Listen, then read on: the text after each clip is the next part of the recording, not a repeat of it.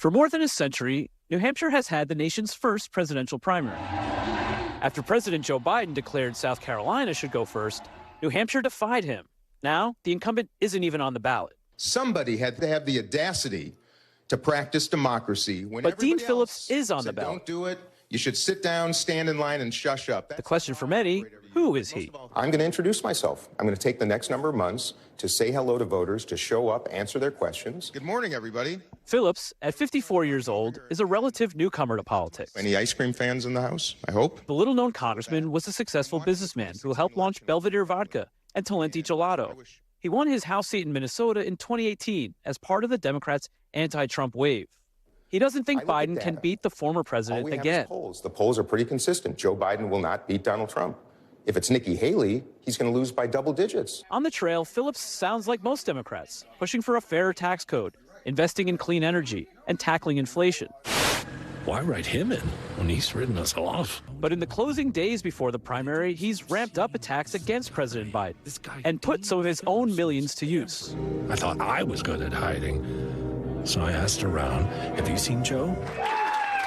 This week, some new support and big money. Woo! Hey, New Hampshire! Former candidate and businessman Andrew Yang stumping with Phillips. To my brother from another mother. And his campaign coffers strengthened with a $1 million donation to a Phillips super PAC by billionaire Bill Ackman. But it's still been a bumpy road for Phillips. Very sensitive. Give me 1 second. At one campaign stop here last week, no voters showed up. Well, sometimes if you build it, they don't come.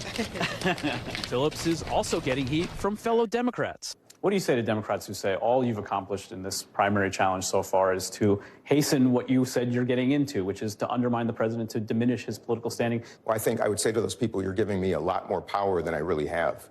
The reason I did this is because Joe Biden cannot win this next election. He was the only one that could have won in 2020. He's probably the only one that can lose this in 2024. Most people know that. It is not Dean Phillips that caused the president to have the lowest approval numbers in modern history. Phillips's argument is about electability. But a recent New Hampshire poll showed him in single digits, essentially tied with author Marianne Williamson. What does success look like for you here? 1968, of course, Gene McCarthy achieved 42% against a write-in candidate, President Johnson. Of course, you know what happened after that.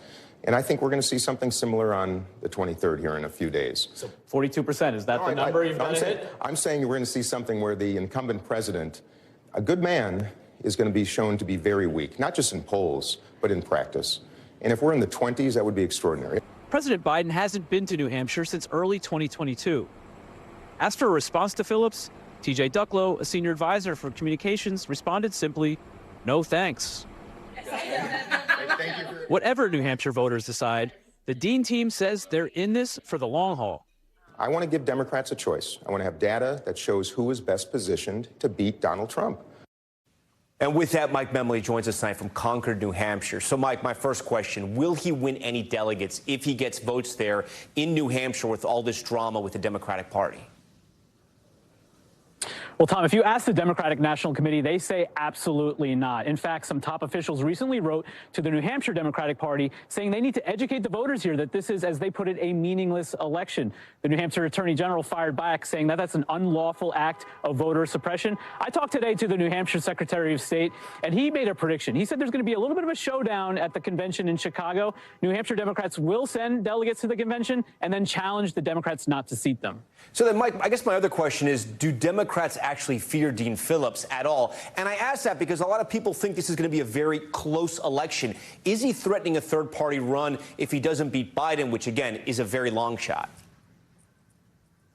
Well, in my interview, I pressed Dean Phillips about that, whether he would be open, if this is not successful, to running as a third-party candidate. He said he is a Democrat, he intends to remain a Democrat, and that he didn't want his legacy to be electing the most dangerous man, sending them back to the White House. Now, if you ask Democrats about what they are looking for on Tuesday night, it's all about the margin, what President Biden gets as a write-in candidate. President Johnson, when he was a write-in candidate in 1968, got 48%. Democrats might want to see that even higher. Mike Memley from the campaign trail for us. Mike, thank you. Thanks for watching. Stay updated about breaking news and top stories on the NBC News app or follow us on social media.